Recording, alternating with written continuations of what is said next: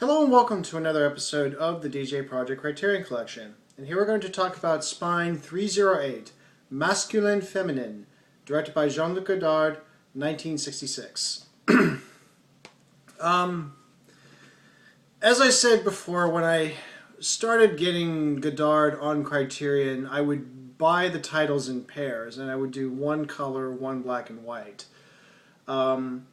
In this particular case, the pair was with Tout va bien, or Tout va bien, because both deal with political issues. And it was interesting that for Masculin Féminin, it came before May 1968, and Tout va bien came in after May 1968, and especially 1972. Not just in terms of that event, but it also represents two fairly different Godards. Although, in watching Masculin Féminin and also knowing a bit more about Godard, this film represents a gradual transition away from looking at classical cinema or thinking in terms of typical cinematic conventions and really going for more really playing with the structure of cinema, not necessarily following a genre convention or a story convention. This is a film where story and character pretty much be damned. Not entirely, but this is more, and this is often thought of more as a sociological film. In other words, this is looking at Parisian youth. And in fact, I don't know if he was entirely serious about this idea or not, but in the film there's proposed an alternate title to this. And instead of calling it Masculin Féminin, it could be called The Children of Marx and Coca-Cola. And that alone should kind of tell you what this film is about. Basically, it's a series of episodes, and structurally it's fairly similar to Vivre sa vie, whereas whereas that was 12 parts, this is 15 parts. And also, while Vivre sa vie has more or less a dramatic through line, this one really doesn't. There are a series of moments, and there are some actions and consequences, but it doesn't. It's not as if any of the characters have particular goals, except just to live through one day to the next. And part of the point of it is to show the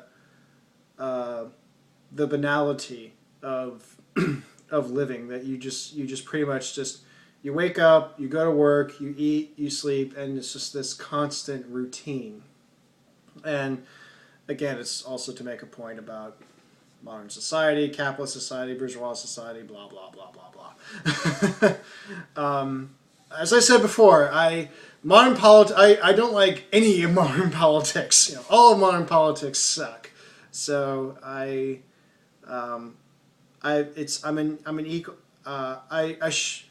equal opportunity as far as dishing out any and all political contempt.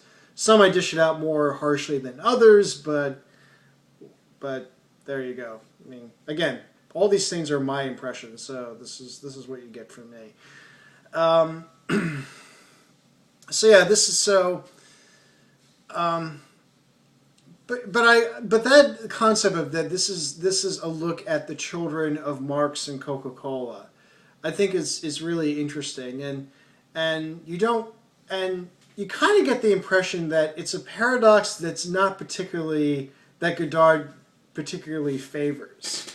Because to him, these are youth that are thinking about big things, they're addressing big things, whether it be workers' rights, whether it be just capitalist societies in general, whether it be America involved in Vietnam that was certainly going on at the time, and America becoming more and more of a presence in the world, and how it's all a mixed bag. Because on the one hand, there's a lot of there's a lot of aspects of America that have become part of European culture, and then there's others like, well, what the fuck is America doing here? We don't want that. So it's all a mixed bag. So it's this paradox. It's on the one hand adopting things that, according to itself, allows a means of critiquing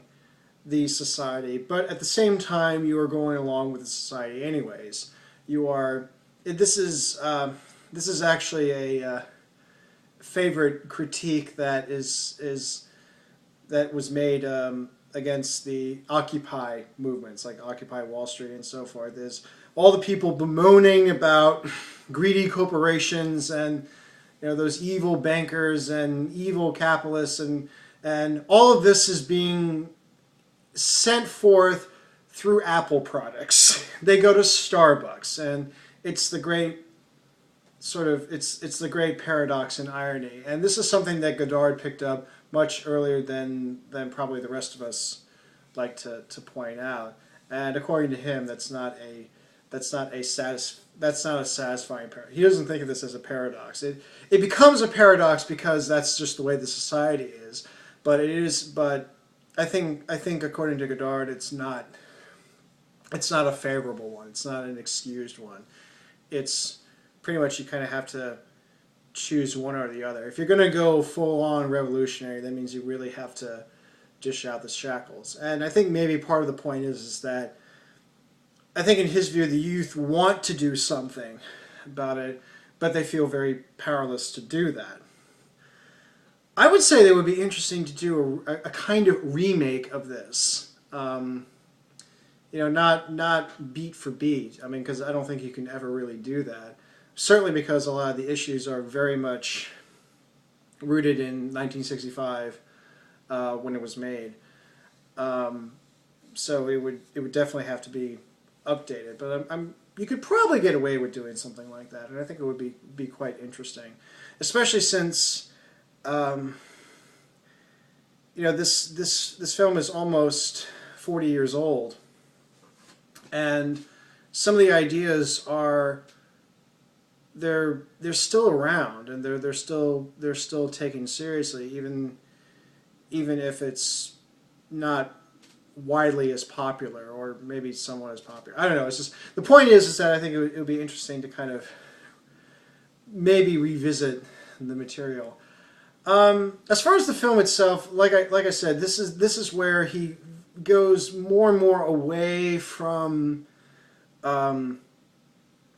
any semblance of conventional cinema. But of course, Godard was never conventional to start. But there was a time where he was slightly more conventional. But this is where he gets even less so. And in that sense, it can be, if you're looking at an entertaining film, you're not going to get it from Masculin, Feminine. And also, that's not the point. The point is not to be entertained. It's more to reveal something that's there. And not in an Italian neo-realist way either. I would say that this is informed a lot more by Jean Roche. Again, I haven't seen his films yet, but I can imagine that's very much a part of it. So, something that I wanted to talk about that I didn't get a chance to say when I talked about Tava Bien was one of the things that I kind of like in Godard, even though I may disagree with him in a lot of in certain respects, particularly when it comes to politics. But I think if I were to meet him in Switzerland, and if I was fortunate to have a cigar with him while he watches a football match, as long as I keep my mouth shut, not necessarily about politics, but just about anything, I think we would probably be okay. So just don't talk about film or anything else. Just watch the football match. Anyways, but one of the reasons why I could probably see myself sitting next to him, a fat chance in hell, but nonetheless, is that way back in 2004, when a little known film was making waves at Cannes, called F911. I refuse to call it by its proper title for all kinds of reasons. But anyways, when that film got a lot of attention at Cannes, including winning the Palme d'Or, Godard went out and said, Michael Moore is not a political filmmaker. And this, I was really happy about this. And I knew, and interestingly enough, I've seen enough Godard to know what he was talking about, or why he felt justified in saying that. Now, is Michael Moore really a political filmmaker? In a sense, yes. I mean, his subjects are all political. Everything about it is politically charged. But this is coming from a guy who has dealt with political films before. And the reason why I bring this up is that, one, I can't stand Michael Moore. I really can't. Even Roger and me, I just I can't stand. But so yeah, this is one of those cases where I guess the enemy of my enemy is my friend affairs. But excuse me. But the reason why I wanted to bring this up is because I think I know more consciously why he felt compelled to say that, and that is when you look at Godard's films, it's very clear that it is an essay, that he's not trying to, like, he's just trying to show things, and then you can say yay or nay, or you can say that that's crap, or you can agree with it. It's just presenting information. It's not trying to. I don't think it was trying to win hearts and minds. I could be completely wrong on this. Maybe there was an effort to win hearts and minds, but I think at the very least he wanted to sort of showcase it. But I think this is probably the reason why he does not like Michael Moore, is that he sees there's an element of condescension I think he picks up in his films, where it's where Moore assumes that his audience is stupid and has it spell it out for him, whereas Godard assumes, in other words, for Michael Moore, it's his viewers are morons. For Godard, its viewers are geniuses, and that can be frustrating. And again, one of the oft criticisms made against Godard is that he throws so many references, he throws so much into his films that it's really hard to get all of it unless you have somebody point it out, whether it be quoting from an advertisement, whether it's a reference to this kind of character from this kind of book, or whatever it is. It's just chock full of references that a lot of them go over your head. And this is really no exception. But I would say that it at least keeps you interested. It keeps you a bit engaged. And I think also the frustrations that can stem from it are somewhat deliberate. It's almost as if he's testing his audience and seeing how much you can stand. And that can be good. It's good to kind of know your limits and what people can stand. This is why I give a lot of slack to experimental films, because again, the nature of them is just to experiment. It's just to try something. And if something works, then you'll do it again. If it doesn't work, then at least you know that doesn't work. So yeah, I talk more about kind of the stuff surrounds the film. The film, again, like I said, the film it looks at these particulars, and the two youths in particular are Paul, played by Jean-Pierre Léaud. Yes, Antoine Duanel turns radical. And another is Madeleine, who's played by Chantal Goya, who was at the beginnings of her pop music career as a yeye singer. Now more recently she's been doing more children's stuff. So there you go. You go from being in a film that's about children of Marx and Coca-Cola, and by the way, one of a reoccurring topic that is talked amongst the youth is of course sex. It also was the 60s, by the way. So to go from that to appearing on children's stuff, that's an interesting little arc in and of itself. But at any rate, so it's really kind of about, you know, what they have to do and what they would like to do and what they think about, and it's in that sense it also kind of reminds me of Slacker in some respects. Just that it's of a time and a place, and it's about things that preoccupy or that can preoccupy the youths, as it were. And yeah, that's the other thing about Godard is that he makes certainly at that time he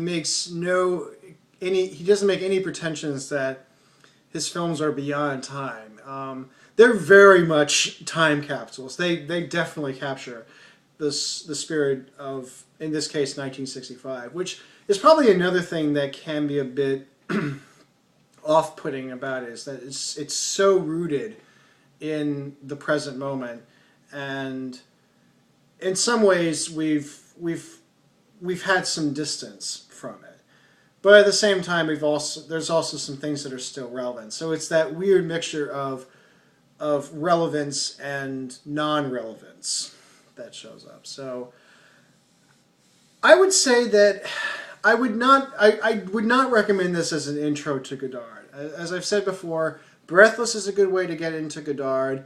If they were still around, at least through Criterion, I would also throw in A Woman is a Woman and Breathless, Contempt. Yeah, Breathless is in print, but if they were still in print, A Woman is a Woman and Contempt I would recommend. But since that's not the case, I would also throw in Band of Outsiders and Vivre sa vie as being a nice intro into Godard.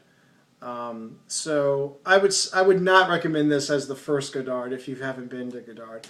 If you know about Godard, if you kind of know what you get, it's all a matter of just knowing what you're getting into.